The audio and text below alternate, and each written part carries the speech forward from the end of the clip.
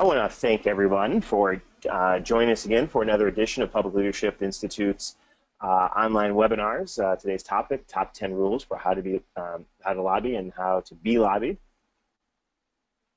My name is Dave Woodward. I will be your host for today's session.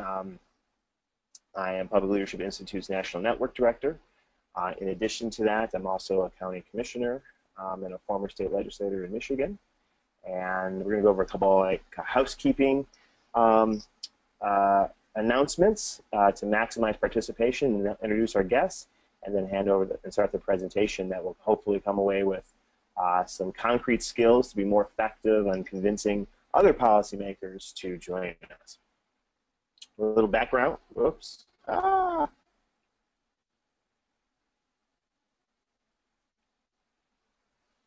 little background.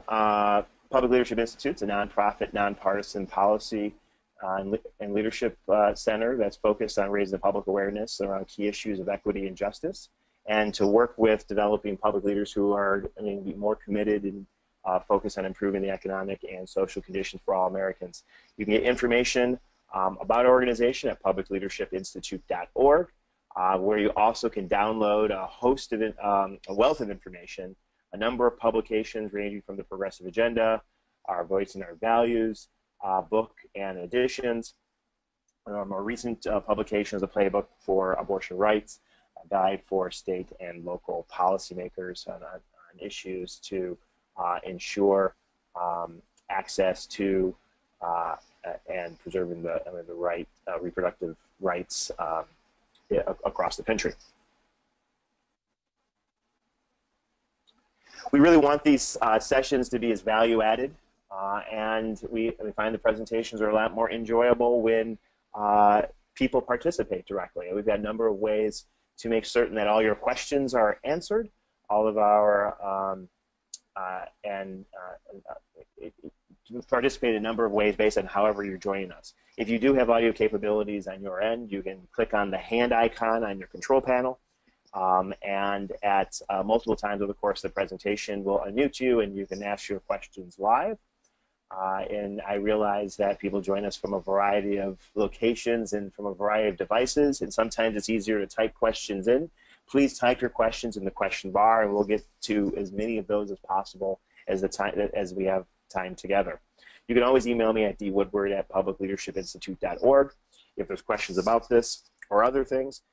We will be recording this session, so the information that's presented will be available on our website,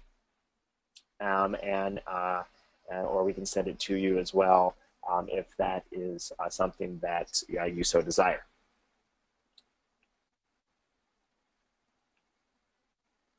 Today's topic, top 10 rules for how to lobby and be lobbied, is the focus of today's session, and we're going to not only talk about these rules, but we're going to actively engage and demonstrate in practicing them. So I'm looking forward to what that's going to be. So without any further ado, let me introduce our presenters. Bernie Horn is our senior advisor at Public Leadership Institute, former policy director, communication trainer, author, lawyer, all-around good guy, and champion for progressive causes, the one and only Bernie Horn. Bernie, thanks for being with us again. Thank you, Dave. And with us, we have Amy Armbide. Amy, I'm sorry, I always screw up your last name. It's okay. You're not the only one. I'm looking at it like I know.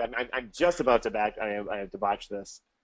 Amy is our program manager and reproductive rights policy specialist at Public Leadership Institute, in addition to being co-president of Fund Texas Choice, former director of public policy with NARAL Pro-Choice Texas, and former director of policy and advocacy with Texas Women's Healthcare Coalition. Amy, thank you so much for being with us. Thanks, Dave. And without any further ado, I'm going to hand the presentation over to you.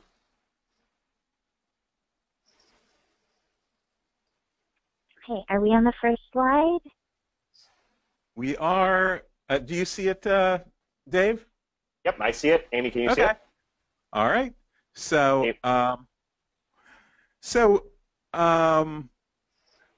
this is what you can expect in this. Let me start with this. We have this website, publicleadershipinstitute.org. It doesn't quite look this pretty right this moment, but I hope by the end of the week it will look this pretty. On our website, we have both policy information and communications information, mostly about message framing. And there is a special section about abortion rights where we have 27 proactive pro-choice bills and a discussion of why and, under what circumstance to use them. So there's a whole lot of resources on this website, and I encourage you to go look at it. One of the things that we have a special project on is Voicing Our Values, which is message training, how to use your values, how to frame any number of issues. This is on our website, and also you can find Voicing Our Values, a printed book that goes through a wide variety of issues on Amazon if you want a printed version. So the top 10 rules for lobbying. This is what we're going to do. Of the 10 rules, the first 5 are rules about preparing for lobbying, about what you should be doing before you're ever in that session where you're trying to lobby for something. And then the second 5 are essentially message delivery rules. You're in that session, you're trying to get your point across, and here are 5 rules about how to do it best. What we're going to do is we're going to take questions as frequently as possible. So depending on whether Dave sees that people are asking questions, he may stop after every single point, every single rule, or maybe every other rule or every third rule, depending on how many questions we get. But we encourage questions. This is better if you participate and ask, and it's just a lot more fun if we're answering questions. And then after either Amy or I discuss a particular rule, Dave will respond how a good lawmaker helps shape the relationship and helps shape the conversation, so that Amy and I will be talking about essentially what's good lobbying, and Dave will be essentially talking about what's a good way to be lobbied. And I think it's going to be useful for everyone to know both sides of the conversation.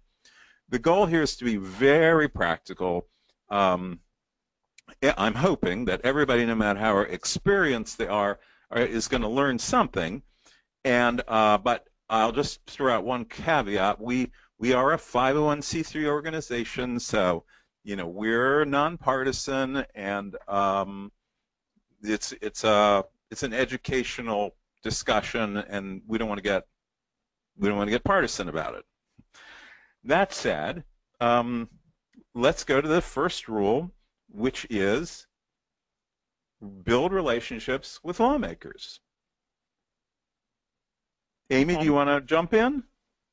Yeah, so can y'all hear me? I think you can hear me. Yes. So I think it's important to get to know your lawmakers and their legislative staff before you lobby them. You can do this by going to dinners or receptions and other events to talk to them, introduce yourself, offer them help before you even ask them for anything. And if you don't know how to get invited to these events, sometimes you can ask other progressive lobbyists or join progressive organization listservs so that you're aware of which events are occurring before and during the legislative session. Before the legislative session starts, I think it's important to introduce yourself to the office and kind of identify the key legislative staff. A lot of time the legislative staff are the ones that control your access to the legislator and or do a lot of the research leading up to any policy decisions. So I think that's an important thing to do before the legislative session even starts. If it's allowed, take the staff out to lunch because they're often neglected and very helpful. I think it's also important throughout the legislative session to tell your lawmakers that they're doing a good job on any issue, whether you're involved or not. And I think it's easier this day and age with social media to just, tweet at them or kind of tweet their posts so that you can just spread the word that they're doing a good job and their issues, they're addressing the issues you care about well. Congratulate them on any press they've gotten. And if you have a mutual friend to talk about when you meet your legislator or the legislative staff, or have your mutual friend with you when you meet with them, I think that's also helpful. The goal is to create a long-term relationship where they know you and trust you, and when the policy or issues come up that you're an expert in, they will reach out to you, and then you can give help with pleasure. So yeah, those are my guidelines for rule number 1. Do you have a response to that, Dave? Relationship building, yes, absolutely. I completely agree. I think there's ways to think about this, and I think the underscoring and underlining the last thing that Amy lifted up is the building the relationship, an authentic relationship, to the point that staff and or the policymaker will seek you out to weigh in on a future policy discussion. When in the heat of the moment, there's a lot of things going on. That's probably not going to be the best time to actually make that conversation. You want that relationship already established, so that if there is questions about how does this impact a particular constituency, how does this actually play out in the real world, that you've positioned yourself as a reliable source to get that information, is really the goal that this relationship building serves long term. I can speak from personal experience. I mean, as a legislator, our state has based in Michigan, our state has a very active dental association, made up of dentists around the state. Individual dentists were assigned. There was a dentist that was assigned to me, and would on a minimum a quarterly or 6-month basis reach out. We'd either meet at his office, sit down, and talk about their general policy agenda, but it was mostly a meet and greet to improve the ability that when Dr. Marks would reach out, if it was in regards to a pending piece of legislation that was coming forward, that I mean, not only would he be able to get through the gatekeepers to be able to share his information, but more importantly, when I was working on some health access issues, I sought out Dr. Marks to talk about how would he think the following things would work in improving dental care for young children, particularly low-income children. And it's a relationship that's maintained long beyond even him retiring to this day in my current work. So whether it's as a citizen lobbyist, getting to know your elected leaders is one piece, but I can't overstate enough the importance of developing relationship with staff who can be incredibly helpful of navigating very hectic schedules and small little gestures of appreciation for their work. The reality is that they're not paid a very large amount of money. They spend a lot of time, in some cases, being yelled at. So again, the more pleasant the affinity to you as an individual, the more likely they're going to be willing to help you, and that's going to position you to be able to sit down with the policymaker and to be able to make your best case. There are individuals back in my days in the legislature that I still have a maintained relationship with, individuals that I met through that process, and some doing the same work and different work, but they've carried on for a long period of time. The last thing that I'd say is why the relationship aspect, and again, all of the things that you can do to put an effort to reach out. that you should incorporate. That probably some of the most influential ways that you can be able to work with policymakers is develop that relationship that's going to help foster and underwrite proactive strategy, and talk about ideas. And you can gauge success, like I said at the beginning, to the degree in which they seek you out when a piece of pending legislation is there. That if it's a particular topic that you are, in their eyes, seen as not only a policy expert in, but someone that they can trust to go to, that then you've done your job in establishing, maintaining that relationship, and it's going to serve your lobbying efforts well long term. And just to remind you, there's that little space where you can type in a question at any time. If you have a question, we'd want to deal with it as quickly as possible, or you can push the button to raise your hand. And just to finish this up, I wanted to just observe that there's an awful lot of grassroots or progressive organizations that sort of look on legislators as the enemy or are scared of the legislators, or feel that there's a distance.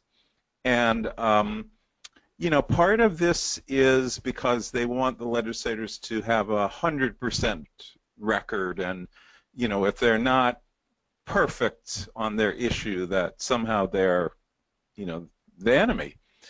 And that's just not productive. Both the lobbying individuals and groups and the legislator benefit. It's a win-win if you create a real relationship, and that's what we're recommending. If there's no questions, I'll go to number 2.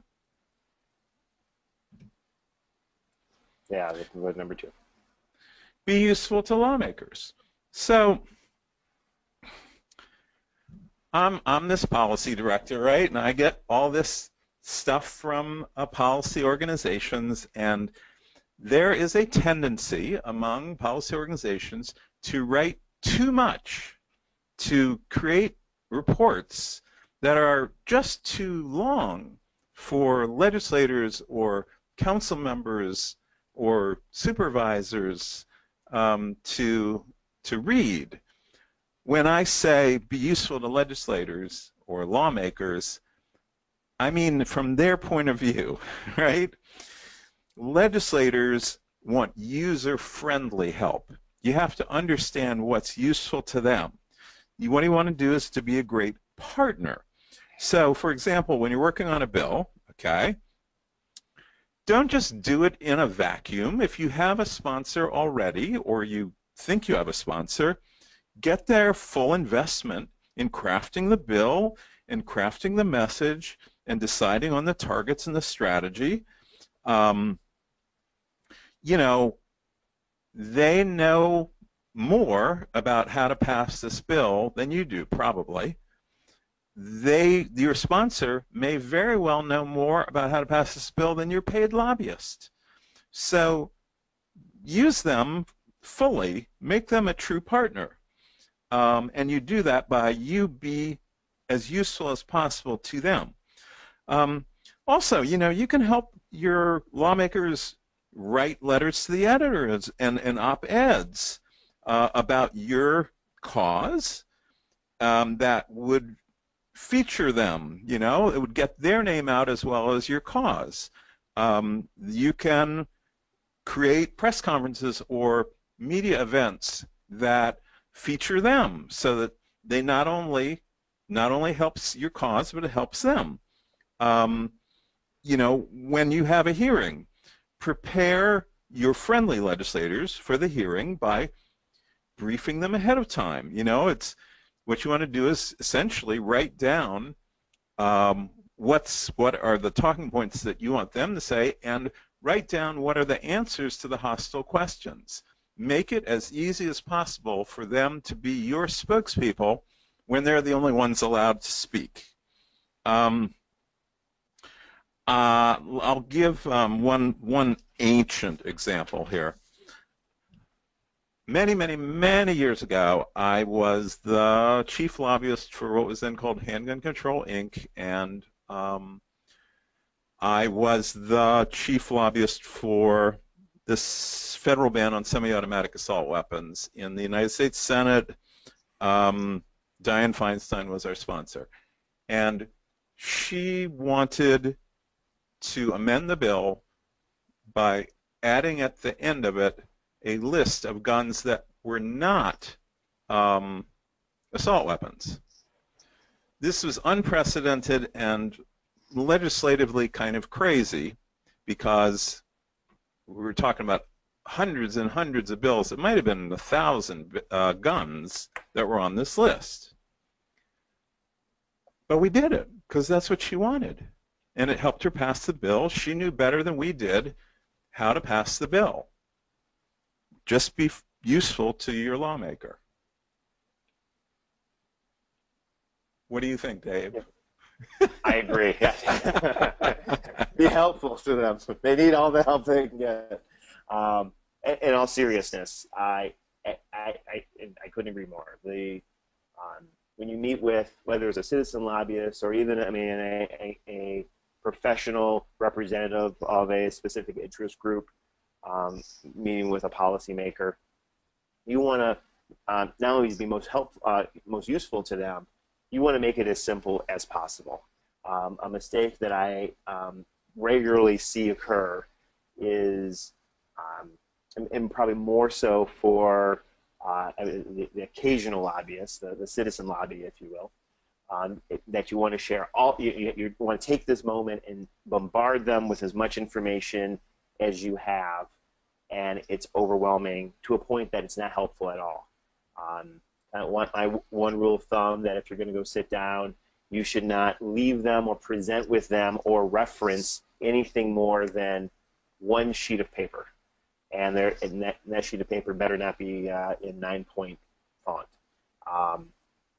You want to keep it simple, easy to digest. Keep the conversation at a level of value for the policymaker. Be ready, and maybe you should have additional information should they want to go into the weeds on a particular aspect of a bill or of a very specialized area of policy as it relates to this. Clearly be prepared to be able to do that. Have people with you who can answer those specific questions if you're not the most best person to answer. But don't overwhelm an elected official, state lawmaker, or other elected official with too much information, because what you would run the risk of them not remembering any of it, and worse yet, that whatever you do leave with them will be discarded, dismissed, because the time and effort to try to weed in that is often not available. Sometimes legitimately, other times not. It just is not going to stick out with all the information that they're exposed to and people are presenting on a daily, in some cases, hourly basis. Another thing that I think we lose an opportunity when engaging with policymakers, there's a lot of asking that happens in the nature of this business, as you should. We're asking you to support this. We're asking you to introduce this. We're asking you to vote a certain way on this. There's not enough asking, how can we help you, Representative so-and-so, to help you usher this forward? What help can our group do to help spread the word, explain your position, to stand with you at a press conference, to share personal stories and explanation why the position you're taking is the right position. I think that it is a real opportunity to, again, to be useful to a lawmaker, to be able to bring some things to the table, which means this comes to the preparation piece. What are all the things that you can do? Bernie mentioned like letters to the editor, having your team ready related to the first rule, being able to thank thank the elected leader for their time to meet with you and put it on their Twitter feed, put it on your Twitter feed, push it out in social media. It's not only appreciated, but it helps. That type of partnership will increase your effectiveness in doing that. And be in a position to answer all the questions. And one of the things that I do in my elected role and did back in the state house, you really, I mean, to trust the information coming to you, you need to be able to articulate if there are opponents to that to a position, articulate their positions and what they're making and why they're making those arguments, and be able to respond to them. That is really helpful to me, especially if I'm going up into a hearing and we're going to be engaging with someone making those arguments, being able to have the background and maybe a more complete understanding of what's being presented. All of those things help make the lawmaker's job a little bit easier.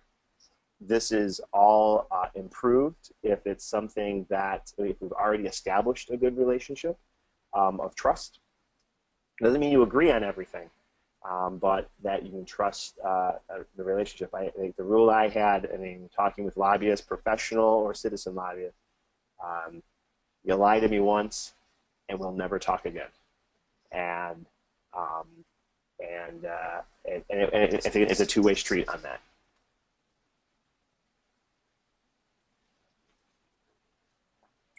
We had a question here from Marty, who's asking, as a legislator with very little time during session and only a part-time clerk to work with, I have need for done research and talking points. Do you recommend that lobbyists tell legislators who opposes the bill? So if Marty, to that point, I was talking about that. I guess I'm answering this first, Bernie, if that's okay. Do I recommend lobbyists telling legislators who opposes the bill? I think that's a valid question. Like, so who should I expect to oppose this? So, I mean, give me an understanding of the magnitude of opposition that might be coming. If they're very powerful groups, all right, if I'm going to take this position, I need to take that position eyes wide open. I don't want to be surprised that traditional allies of mine are going to be, I'm going to find myself in a firestorm. Or in a compromising position that I might be able to mitigate if I have a full understanding of that. But to Marty's other point about having research and talking points for it completed, it's so, I mean, incredibly valuable. Or be able, even if you don't present them all at once, make it known that they're available to, you are available to present that information. Again, you position yourself as someone that can help a lawmaker do their job well, they're going to come to you and turn to you for that information to further do their job well. Bernie or Amy? No, I agree with you 100%. Great. Like Bernie said earlier, please feel free to type questions in the question bar or raise your hand if you have audio to ask any verbal questions, and then the next segment we'll pause to take them, or we'll move on if there are no questions.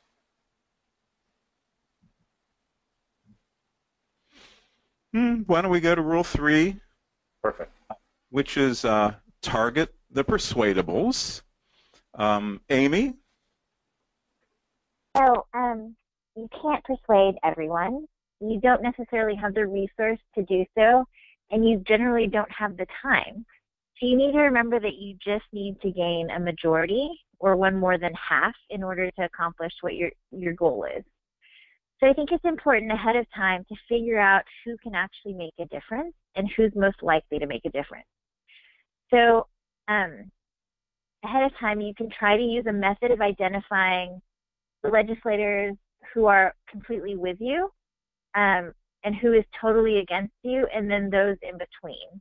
I recommend using a system from 1 through 5 and identifying each legislator somewhere on that scale. 1 being someone who's totally with you, and 5 being someone who's totally against you. And then you can focus on strengthening your 2s, persuading the 3s. And that way you kind of prioritize how your time is spent and trying to make the most effective use of your time. If you're trying to defeat something specific, you can focus on just a specific committee members, or sometimes even just a committee chair. And we always like to say that you can always over-target leadership and chairs, but don't over-rely on them. So I think those are some helpful hints to be as efficient and persuasive with your time and your resources as possible.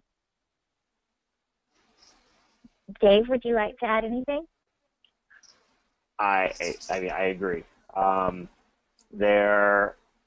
Most elected leaders, based on past voting performance, I mean, I guess depending on the issue, you should be able to have some general idea of where they're going to weigh on the issue, and putting your emphasis on doing the deep dive to persuade on a particular issue makes a lot of sense. I mean, issues around wage and benefit issues that to improve the conditions for working families and middle-class families, it was absolutely understood based on my history where I was going to vote on those things. If it was a specific nuanced policy issue, amendment to kind of a minimum wage law, that's where it might be worthwhile to engage to figure out, like, well, how far can we go? How far will he support? I mean, things like that. The only thing, I mean, I guess and again, limited amount of time, go after those who are winnable, coupled with the supporters that you already have. You want to, is without question the best strategy to move forward. What you also want to make certain, however, is that in the moment where you're lobbying for a specific bill, policy solution, that's the right strategy. You do want to make sure that you have a relationship with those that are reliably with you. And this is for a couple reasons. And I'm not saying you put the same amount of time per visit, not everything into them, but you don't want to focus exclusively on persuadables in the whole context of how you're going to engage that elected body on just the persuadable space. But you want to make sure that your allies, that the relationship's in place, and if they need more things, that you've created the opportunity for them to reach out to you. And I'm not saying that they're necessarily going to feel ignored, but sometimes they actually feel ignored, just like a lot of things. A lot of people who I want to make sure that, hey, I'm here, and I never hear from anybody. You want to make certain that they have the right information. If you've done your job and homework up to that point, a simple email or a packet of information left at the office arguably is enough to meet the needs of that core supporter. When we're talking about trying to push an agenda, push a bill through, without question, being able to do your research beforehand, like who's the person that's possibly with us but not committed with us, that's where you put your energy in. Makes a lot of sense, and is the effective way to do that, but not at the complete expense of ignoring your either natural allies or even people who said that they've support your bill or policy position that you're working on. Super. Go to the next. The next rule, number 4, is bring what you need to be persuasive. You know, when you lobby, what you want to do is to prepare something short that you can leave with people that summarizes your position. So it really should not exceed 1 page, and it wouldn't hurt if you were be able to make it a half page. You know, there was one situation where we were lobbying for an increase in the tobacco tax, and we created a card that basically fit in someone's shirt pocket, where on one side, with a thumbs up, it gave 3 reasons to vote for our bill, and on the opposite side, it had a thumbs down with 3 reasons to vote against the tobacco company amendment. So you just want to have with you something that makes it as easy as possible for the person that you're lobbying. And I would put a little effort into how it looks, graphically, just to, people, make it easier for people to pay attention and use it. In addition to that, you always want to carry copies of the bill or amendment so that if the legislator has a question about the wording, it's right there. You can always pull it right out. And whenever possible, bring with you a persuasive messenger who brings you external credibility. So it's not just you lobbying, but here is somebody who has special knowledge of the issue. So, for example, in the late 1990s, I lobbied on behalf of the groups that were opposing the expansion of casino gambling, which was happening a lot back then. And back then, we were mostly defeating it. I had the opportunity several times to lobby with a fellow who had run casinos for the Chicago Mafia.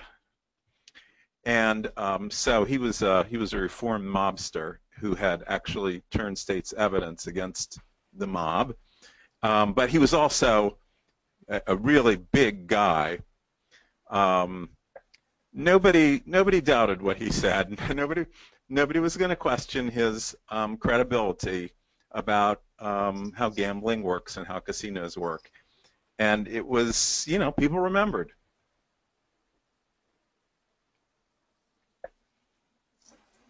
I would say that having that messenger, that credible messenger to complement someone who's directly impacted, or might be someone who is directly something happened to someone that a bill or a policy is hoping to prevent, can really make all the difference in the world.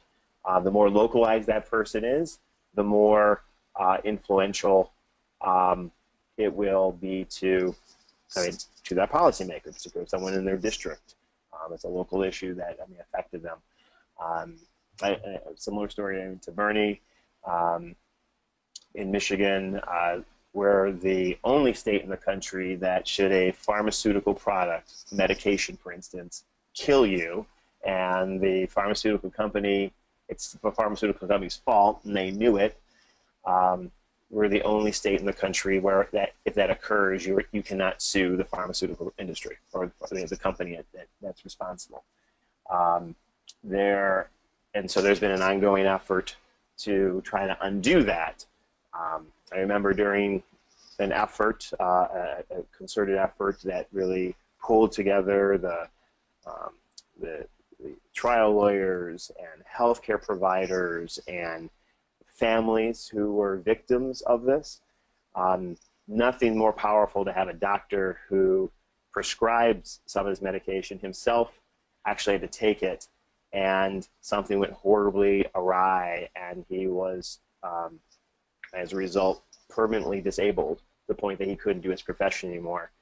Again, a striking, powerful thing. You could lay out whatever facts and figures on whatever quick summaries of the legislation, etc., and the message of this victim due to medication and not having the ability to hold the company responsible and seek damages to offset the terrible tragedy that had inflicted him, trumped anything that we could say, or anything that's actually the proponents for repeal of this ban on pharmaceutical companies accountable repeal. So, so it's something to always remember. Related to that, again, being able to leave the information short, simple, brief. I love the postcard description that Bernie talked about. It becomes something that's easily recallable. Putting it in a format And maybe those that you have a closer relationship, what would be the easiest format? I always had packages of things that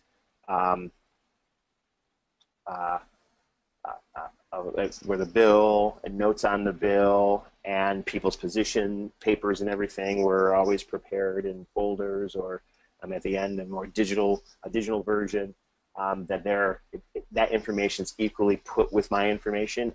If I already have this relationship, trusted relationship, I'm going to make sure I will seek out that information, and in some cases lift up that information when my mic is live and I have the opportunity to engage in that. So short, simple, that really gets at the crux of the issue without being overwhelmed by all the facts and figures. Putting into practice the stuff, the sessions that Bernie leads on messaging, putting it into practice here so that we're not elected leaders, we're not overwhelmed with information, have the best arguments brought forward so that a supporter can put them into action when needed. Okay, I'll move to Rule 5. And before Rule 5, I want to remind people, got a few people have joined us since the beginning. Please type your questions in or raise your hand if you have any questions for any of us. Talking about best ways to lobby and or be lobbied to improve our ability to advance progressive policy change in our local and state governmental bodies. So go ahead. So rule number 5 is to reward the good guys. Amy? So I think whether you win or you lose, it's important to make sure that the lawmakers are glad that they sided with you, because you're going to need them the next time around. And I think this is especially important if you lose, because I think it's important to show that they were on the right side. You can do this by writing letters to the editors of local papers, write letters to lawmakers with words they can quote. You can also ask if you have supporters that are lawmakers' constituents, have them do the same. You can give out Legislator of the Year awards and make sure that individuals with your own organization or members say thank you at events, especially when they lose. I can't emphasize this enough, because I think it's important to demonstrate that legislators stand up for the progressive issues and the issues that you're putting forth, but also to explain the reasons why they're standing behind those issues and to thank them for it publicly. But yeah, just remember, you can do that also very easily these days through social media and Twitter. And yeah, I think that's all I would say about that. Just make sure you reward the good guys. And for the legislators that are on, we'd love to hear kind of where this has worked well, or where you thought it would work well. The reality is, you hear a lot from people who are angry about an issue or about you. So it is always refreshing. I think it's part of the human condition for people to say thank you. I wouldn't feel out of place saying that legislators feel they did the right thing. They would do the right thing no matter what. To know that there are people paying attention and are appreciative of them doing the right thing, it's something that's very easy to overlook. And to what Amy was saying, that if it doesn't go our way and there's a little level of disappointment that's there, it's really easy to kind of not close the loop and not kind of finish this piece and thanking the people that were with us. Maintaining those relationships, maintain the level of communication. You're going to need those folks again. You don't want to engage those folks again. You want them to be equally committed to the cause for the next issue. It's simple, and it doesn't take a lot of effort. Legislators get a lot of emails. Often a lot of form emails generated by special interest groups in support of things, opposed to other things. They get legislators who are people who are more angry or motivated to do things, and people who feel things are doing pretty good and you did the right thing. a simple email, a simple call to the office. I'm going to tell you, this can go a long way. We get a lot of contacts. We don't get as many. The joke is that if you get half a dozen calls on a particular issue, it's definitely raised the attention of people. If you get 12 calls or contacts that isn't in that form generated, it's got momentum. If you get 20, it's a freaking riot that's happening out there. And it doesn't take much to really get on the radar. And this idea of rewarding the people who are aligned with you is a simple thing, and greatly appreciated. All right. Well, those are the preparation rules, and now we'll turn to 5 message delivery rules, starting with persuade, don't educate. Now, that doesn't sound right, but politics is actually the art of persuasion. As a policy director, I'm flooded by reports and analysis and fact sheets and stuff, and they say stuff like, poverty is increasing and medical coverage is declining and the gap between the rich and the poor is widening. And, when people talk about that stuff, those policy writers are not engaged in politics. They are informing, but they're not persuading, because persuasion has to be connected to a policy. Political communication is not designed to inform, it's designed to persuade, and that means you have to focus on your solution and make clear what you're asking people to do. So sure, there are facts involved, but those are facts that explain why you should adopt this solution. Facts are illustrating the argument, but they're not the argument. So just for example, if you're in a campaign to raise the minimum wage, our advocates want to talk about how poverty is awful, and obviously it is.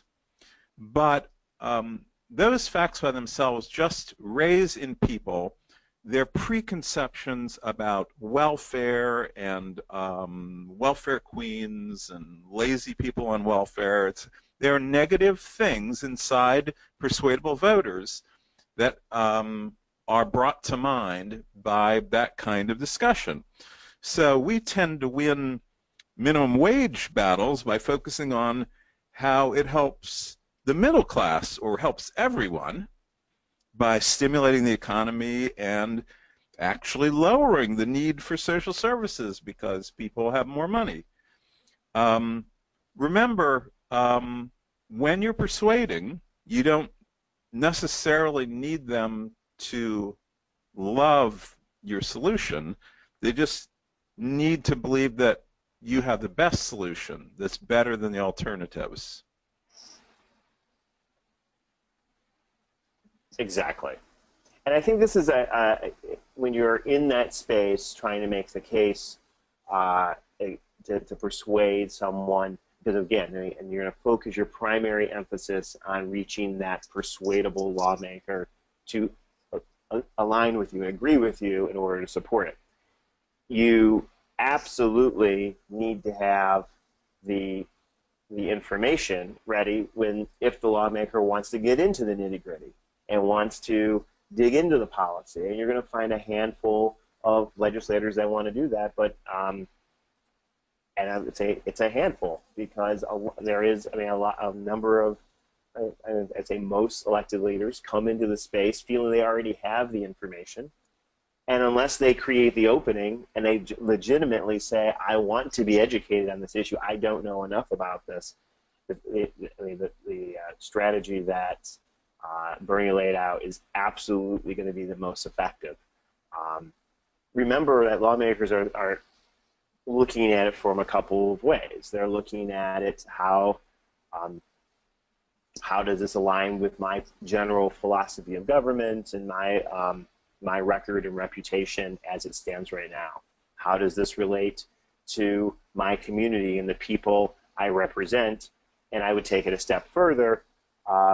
particularly the people that elect me to be in this position.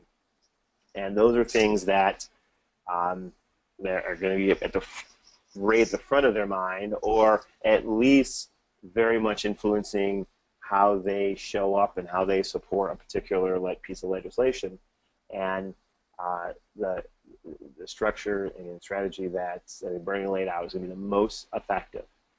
Be prepared on the education side, lead with the persuasion side, because that's, at the end of the day, if a legislator, lawmaker, etc., is genuinely persuadable, they're going to hear the argument, and they're going to be, and then how they react to that is going to be the degree in which they support your effort. Super. I'll go on to something. Well, actually, we got a question. Bill posed a question here. For most issues, there are more than one group that's on your side. Would you not also recommend coordinating with other like-minded groups in support of a particular piece of legislation? You don't want to step on any other show. How often should this be done? As much as possible. Right. You know, I've been in a lot of different battles, and sometimes there are groups, you know, like I was in gun control for a good long time. Sometimes there are groups that will not cooperate with each other. But the very best effort is a coalition where the groups do cooperate and they do understand and echo each other's arguments. Right. I mean, and in general persuasion, repeat. I think coordination is really, really important, and a coalition is effective because there is coordination. Let's assume that there's 5 groups that make up this coalition. Organize 5 points of contact, representing maybe slightly different membership. I think strengthens your hand to the degree that you can either collectively and individually demonstrate that, I mean, you're a voice of hundreds, not thousands, if not tens of thousands of people. That only further strengthens your persuadable audience. So it's like, here's my case to urge you to support this, and I'm also connected to all of this. It is very powerful, and I think Bill's point is really good.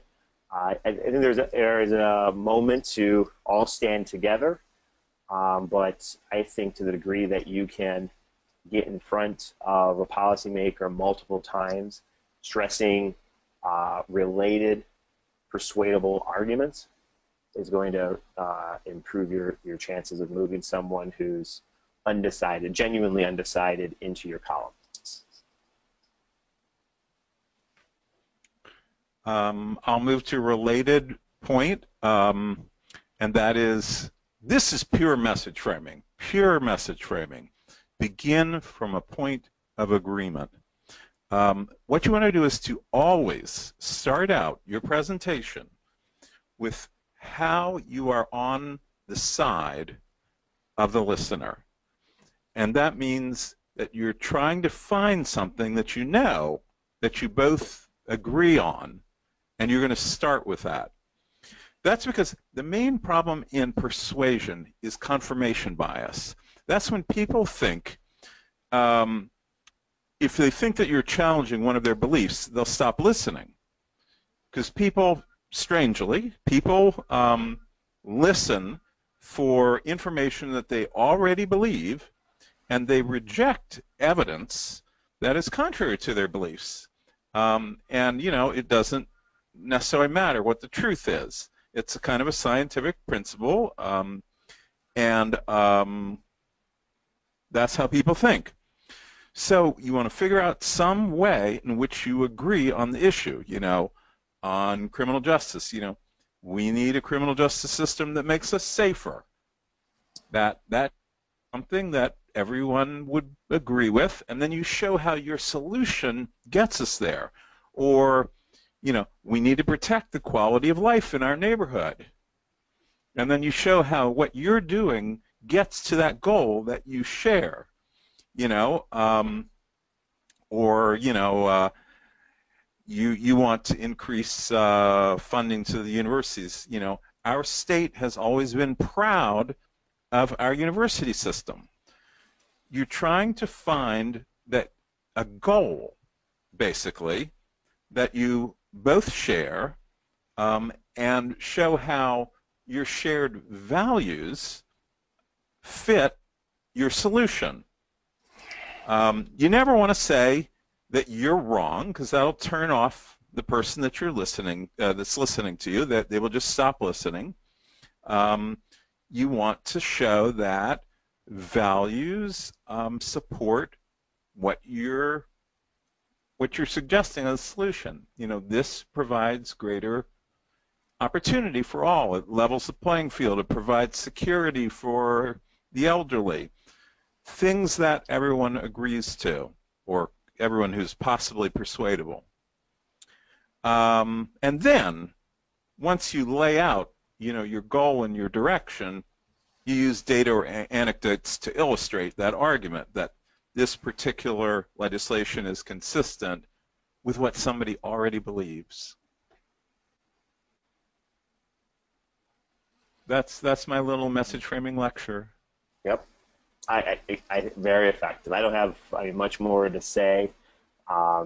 Again, coming back to stuff that Amy had lifted up earlier, if you've identified your right persuadable target, the legislator that's undecided on how he or she would vote on a particular issue, this is very effective effective position to start the conversation. Too often, and based on experience, I had formal lobbyists come in, professional lobbyists, I should say, professional lobbyists, and even like organizations and citizen lobby coming in. We're here to discuss House Bill blah blah blah blah, and go right into why they support this, and really miss the opportunity to kind of appeal to how I would naturally show up in this space, and loses the opportunity to really make your strongest persuasive argument. And it's not to say that they didn't lift up issues that were and information that could be persuadable. What you say in some cases is a little less impactful is how you say it, and we really take this piece to heart. I think it will greatly improve our ability to convince policymakers to adopt a lot of things that we're working for. And there's a great deal more explanation of this point on our website. So publicleadershipinstitute.org, and then there's a tab for message guide, and then there's a new supplement that's right at the top that explains this in much greater detail, and probably much better than I just did. Rule number 8 is to play the politics. Amy, you want to start this one? So I think it's important to remember that it's not just policy that legislators and people are concerned about. They're concerned about getting elected. And as our advocates care about, we're concerned about them getting reelected as well. I think it's important to show that the majority of the people are on their side. You show them why it's good for them to advocate for your issues, and be specific about it, whether it frees up more money in the budget, whether it helps certain demographics, whether it helps their constituents. I think it's important to remember that that's a part of getting reelected and being able to advocate for your issues. You're not asking for favors, you're working with them. And nothing is entirely on the merit. So tell them about the powerful constituencies that are on their side. Cite polling data. I think that's particularly persuasive, because a lot of times polling data can lift up just how much the public is on their side, and they might not have been aware of the extent. and you can explain why that will help in their next election. So, yeah, I would just add, or I would just say to play the politics, and don't be afraid to play the politics, kind of to go further than on what Bernie was saying about persuading and not educating, but persuading. I think playing the politics is an important part of persuading. Bernie? Yeah, you know, for example, I worked on something that was called Fair Share Healthcare in Maryland, which was a bill. This was before the ACA. It said that big businesses that didn't provide health coverage had to pay into a fund to help fund the Medicaid and other state programs, so that, you know, like Walmart was not providing health coverage but was benefiting by the fact that a tremendous percentage of their employees were on Medicaid or other state programs. So it was, you know, pay your fair share of the state costs. So the way that we passed that bill is by emphasizing that other businesses thought that it was unfair, there was unfair competition between Walmart and folks like that and people who paid for health insurance, that, you know, were good citizens. And so, you know, we got over 200 businesses to sign on to the legislation, including the biggest grocery chain in the state, because they were saying, you know, it was just unfair for them to pay health insurance and for Walmart and the like to compete against them by not paying reasonable wages or benefits in this case, and you know, basically sliding on the state the state support for poverty.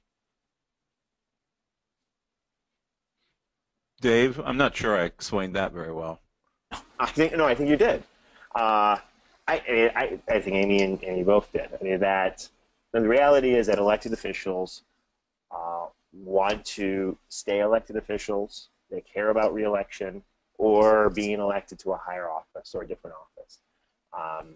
You know, that's the bottom line. And so, being able to demonstrate, and I think this is, I mean, I addressed this point a little bit before, that you personally represent a large group of people, that even going as far saying that we hope that we can communicate to all of our members that you're with us on this.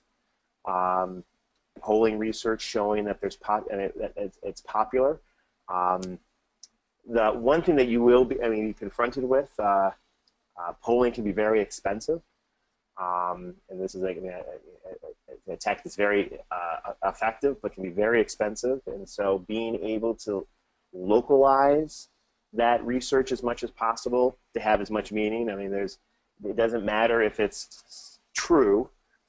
You show me a statewide poll and you bring that to me, I'll tell you, well, that might be true for the state, but you don't know my district. And you need to be able to answer that in some sort of qualitative way. And there are a number of ways to be able to break that down. The play the politics, piece of it, being able to demonstrate that we have 1,000 people in your district that are anxiously waiting to hear if we can count on you to support this is going to be a lot more than anybody, almost in most cases, most opposition forces can match. And so it's a balance of playing the politics, being firm, while not being threatening. Is what I would say. If you want to, want to hear it. There was a. It comes back to a local piece of legislation. This doesn't rise to the level of a lot of the policy issues that we talk about. I'm recalling in this discussion a fight between cemetery owners and funeral home directors, which any legislator will tell you that most of the fights that, that happen is around turf, around a lot of industry and things like that. It came pretty simple. There was a play by the cemetery owners to measurably try to be allowed to do certain things, cuts into their business, and there was this massive organizing of the 20 different funeral parlors in my neck of the woods, as well as them activating and communicating to all the people that the families that they touch on, previously and many into the future, and had significantly, just by sheer numbers, demonstrated that there was one cemetery owner. And not to say that you call the shots exclusively on that, but realizing that you land on that side of the equation, this is how many angry people are coming after you. So I think I think it's important, and it can be very effective in also further persuading whether or not this is something I'm willing to stick my neck out on because of the issue at hand.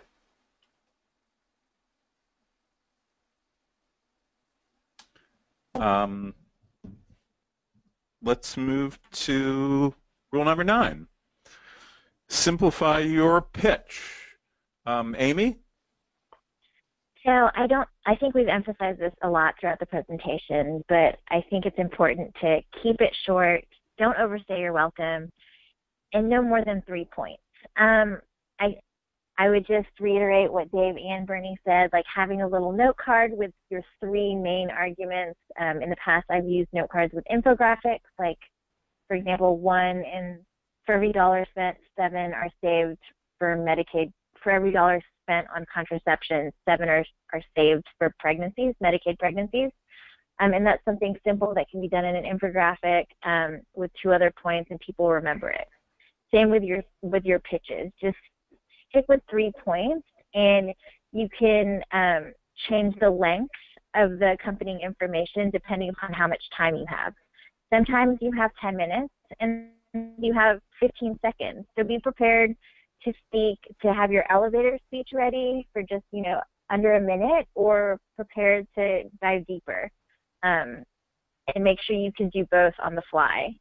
And I say this because I did go to law school and I work with several lawyers, including Bernie, but lawyers are generally the worst because in law school you learn to make every conceivable argument, and you may have dozens of good arguments. But when you're talking about lobbying, you need to use your best arguments and you need to be concise. You don't need to raise all the arguments like you would in a legal brief. So yeah, just to reemphasize, keep it short and don't overstay your welcome, because legislators don't have a lot of time and they need the information efficiently. Bernie, did you want to add something? Yeah, I'll give an example. This again was a bill to increase the tobacco tax by $1 per pack. And the most frequent objection was, this is a regressive tax, it hits the poor the most. And of course this was rich tobacco companies and lobbyists talking. So there's a half dozen responses that you can make, but what we did was we stuck with one. And that is, we had this list of very well-known advocates for the poor who supported the bill and who, did not think it was regressive, and we just stuck with that. It's like, here's the answer. All the people who advocate for the poor are on our side. It's a bogus argument.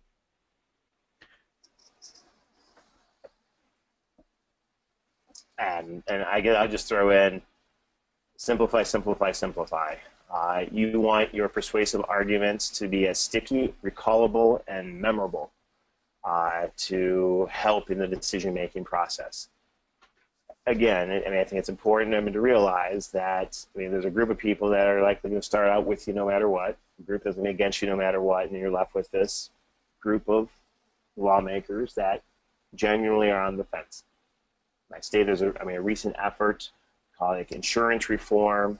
It was all touted as an ability to lower auto insurance for our largest city of Detroit, where insurance rates are obscene. it's effectively an urban tax.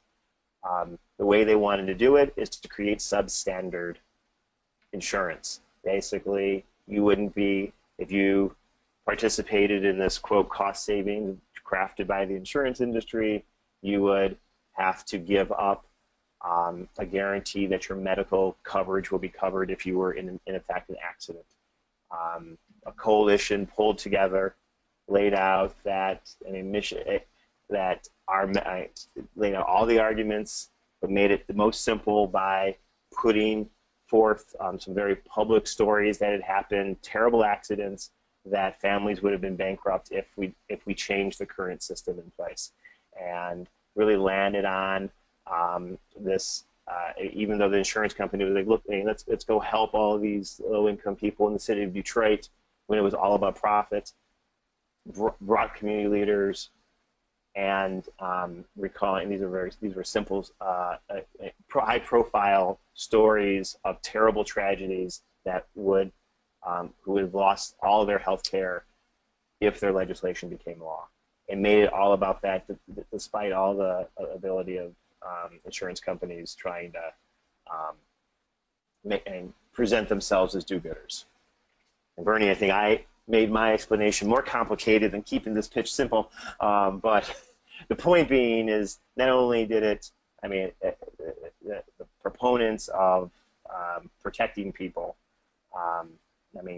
relied on telling very simple, concrete stories, and had a handful of them to work with that related most to the target legislator they were talking to. So they picked someone in their area. They picked someone that was relatable to a family member that had a similar incident. Probably the most compelling is a former colleague of mine, and who had a son who would have lost all of his health care, had what they were proposing gone to action. That's all it took to block an effort that on paper they should have had the votes easily. But the simple argument that you are going to cause harm to people, and the people you say you're helping overwhelmingly are with us to oppose you. Yeah, and the very last argument, the very last rule, the very last rules end with clarity. Now, there is this thing among grassroots lobbyists, not true with professional lobbyists. Grassroots lobbyists seem kind of afraid to come to a conclusion or to pin down the legislator. And, if the legislator can, they want to leave it vague so that they can change their mind. So it's the job of the lobbyist to come to a conclusion and pin the person down in a very, very polite and respectful way, but restate what you think the legislator's position is, saying that you want to understand where they stand, and see whether they agree. That's where I stand. Even if they're not even if they're saying they're undecided, So I understand our argument. So you understand our argument for the earned income tax credit, and you're currently undecided, and you'll decide in the next few days. And I can call your staff member Bill here first thing next week and find out where where you're going.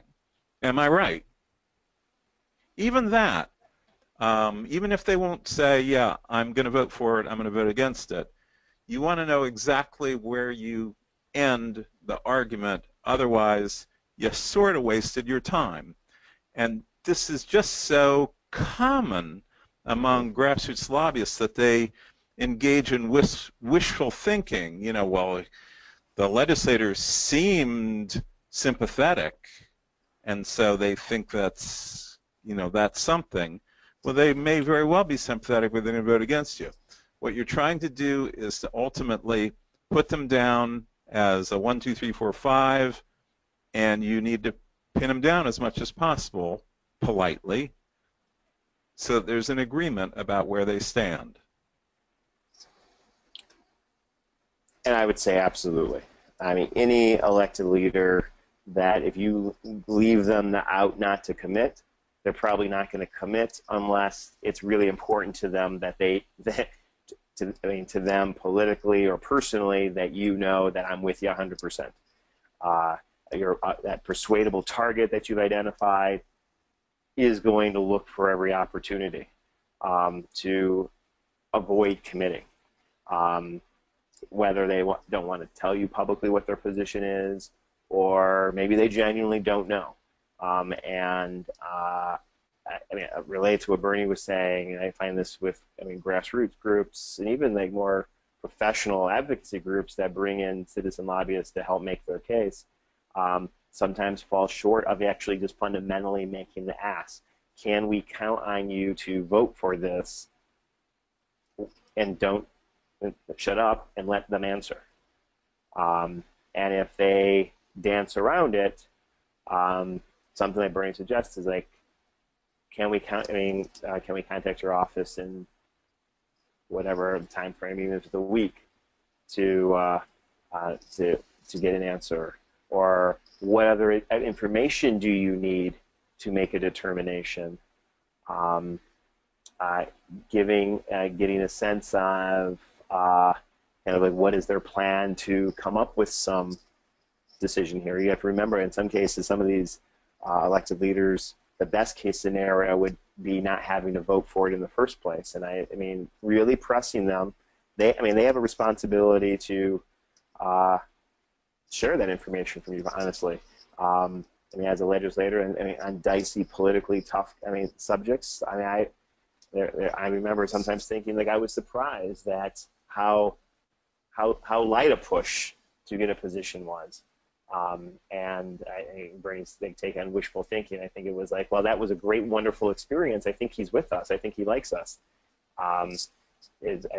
Wasn't without question, tactics used to get out of being pinned down on an issue at a time that I wasn't ready to make that decision. So, making the ask and then following up is really key. You might have a conversation where the legislator says something like, I would be fine with your bill, but I'm concerned that the doctors, would be tied up in knots by this regulation or whatever.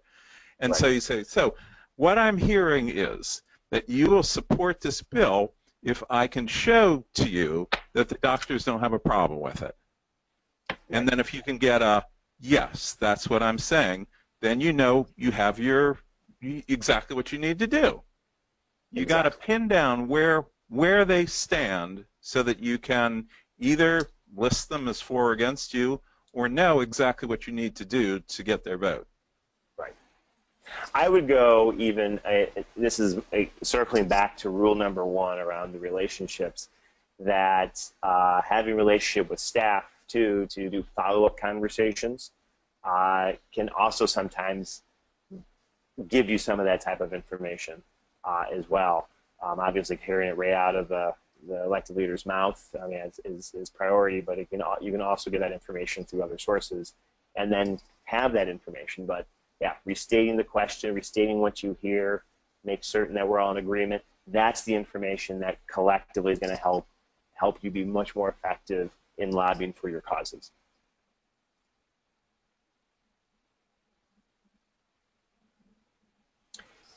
And with that, we're at the end of the presentation. If people have any last questions, reactions, clarification to what's been presented by Amy and Bernie, this will be our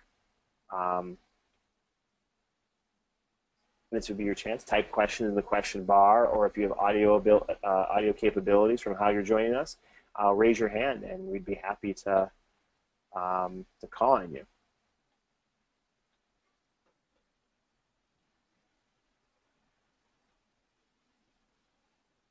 Always give people a few seconds to do that.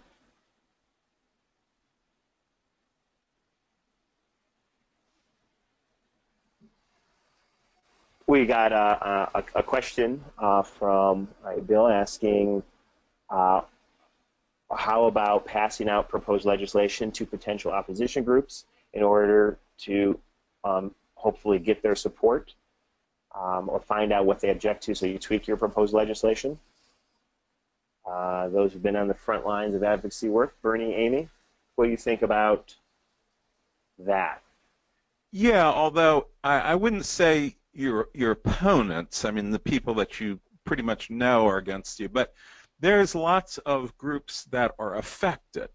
So that, you know, like if we're working on abortion rights, you know, we may want to make sure that the medical association, the nursing association, there's other groups, you know, for the disabled or who knows, that might feel like we're stepping on their toes.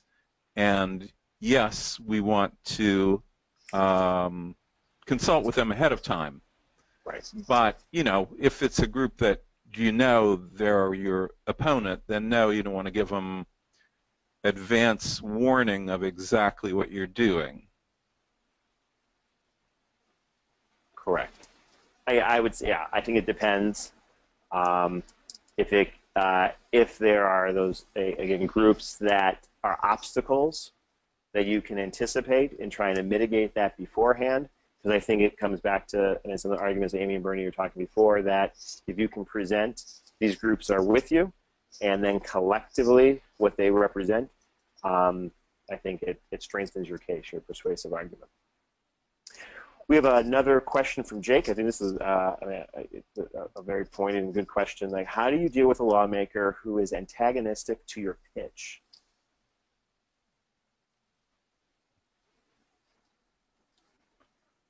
Amy, you've had to deal with some of these folks over the time. Sure. So I would say if you can find common ground, kind of along the rule of finding where I can't remember the wording of the rule, but begin with a point of agreement. I think that's the most helpful way to do it. For example, when I was advocating for contraception access, a lot of the less progressive legislators in Texas do not necessarily want to talk about access to contraception. However, when I used the statistic that for every dollar spent on contraception, 7 were saved in Medicaid pregnancies, that was something we could agree on. We definitely wanted to save money on Medicaid pregnancies, and so that's kind of where we met in the middle and then went from there. So I think it's important to know your audience and know what the most persuasive arguments are when working with hostile legislators or just not as agreeable legislators. That's been my experience. And sometimes you're not going to persuade them or find a common point, and that's good to know also. Bernie or Dave, do you have anything to add to that? I'm trying to think if I was ever hostile to somebody. I'm sure people would say that I was, but I mean, only if I really disagreed with you. Now, I can't really. I mean, I've been in the advocacy role where someone was like throwing out arguments that were more than off-putting. I think, honestly, if you're professional, you're respectful, if you practice things that were laid out here, I mean, it's almost like a kill them with kindness. But don't be defensive of your position. I mean, be outright. Say what you've come to say. Be appreciative for the time. I mean, you're doing your best. Now, if they are, my guess would be that the most hostile people would be folks who are just not going to be with you. And therefore, from a targeting point of view, it's at least from a lobbying, the lobbying ledger, they're not going to be with you. And in some cases, you might never be able to find a point of agreement. On some rare occasions, if you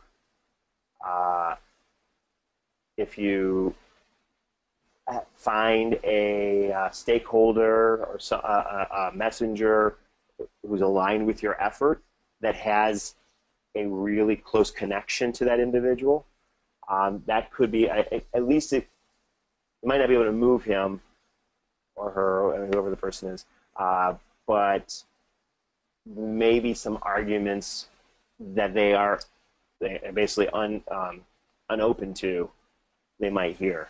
But I wouldn't be optimistic if they're going to be hostile to the position generally, because of the issue, because how it relates to a host of issues, their ideological tendencies, their personal bias.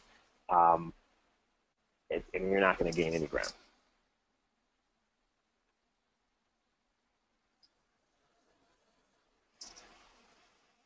Well, I want to take notice of the time. I want to thank everyone for their questions. Thank folks around the country for joining us. Put this into practice. We'd love to hear what's working. Any additional advice? Thank you for taking the time to really hone our skills to be more effective in advancing the things that we care about and are fighting for. Special thank you to Amy and Bernie for walking us through the 10 rules.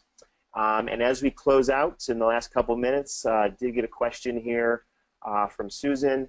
Can you run through real quickly the 10 rules one more time for those who might have missed them, and just run through them, and then we'll conclude from that.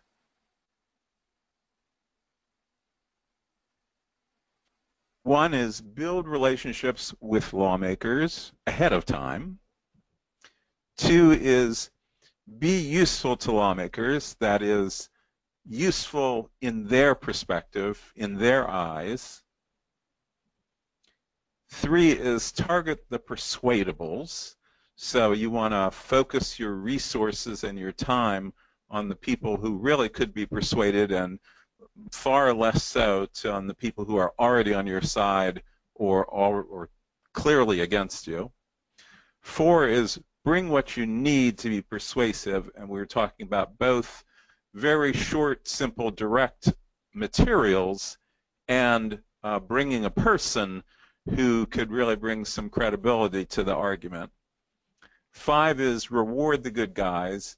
That is, don't just talk to them about we want you to do this, we want you to do that, but make them feel like you really do appreciate them being on your side, and there are a variety of ways to do that.